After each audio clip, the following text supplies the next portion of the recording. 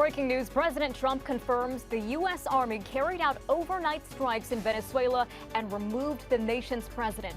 Good morning. I'm Irene Cruz with Tim Caputo. We're going to get back to the stormy weather in just a moment, but we start with breaking news out of Venezuela. President Donald Trump says the U.S. has captured Venezuelan President Nicolas Maduro and his wife. And we have just learned the couple was taken from their home on a military base in the capital city of Caracas. This according to a Venezuelan official. This operation happened at 2 a.m. local time.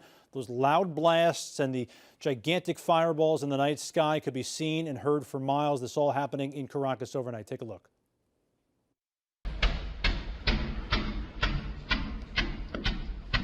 President Trump calling this overnight operation a large-scale strike. The capture of both Maduro and his wife was carried out by the Army's Delta Forces. This is an elite special operations group, only happening after the CIA identified Maduro's exact location, apparently that home on that military base. The couple will be flown to New York at a later time where they'll be facing multiple federal charges. Aquí lo que podemos conseguir es el humo, ese humo que hay ahí que huele como a creolina. Certainly a wild overnight for residents there. This man who lives in Caracas says he could feel those aircrafts flying by. He heard and saw the explosions. He says there were at least 8 blasts before all he could see was smoke in the air.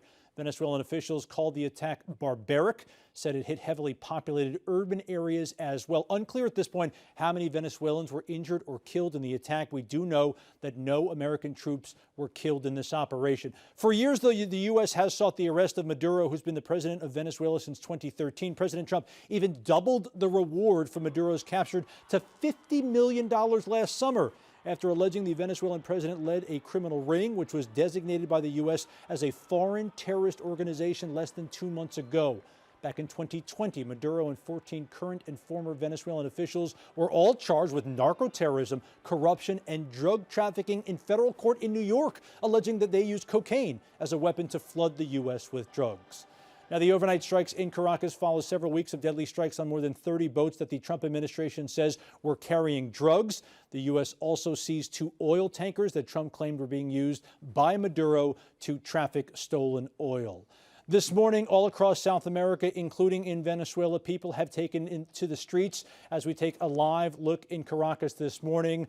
The obvious crowd out there standing in the streets. It is interesting to see what may happen to the Venezuelan government. I'm sure a lot of those folks are wondering that as well. And new this morning, we do know that the U.S. apparently will be very involved in what happens next for the nation of Venezuela. President Trump saying on Fox News that the U.S. will be involved very much in what happens next with their government. ABC News also learning that Trump was given the green light to capture Maduro several days ago. They were actually ready to strike on Christmas Day, but it was pushed back for a number of reasons, including weather. We are expecting an update from the president sometime later this morning from Mar-a-Lago. And stay in Eyewitness News for continuing coverage of this strike against Venezuela. We'll bring you the latest information on air, online, and wherever you stream ABC 7.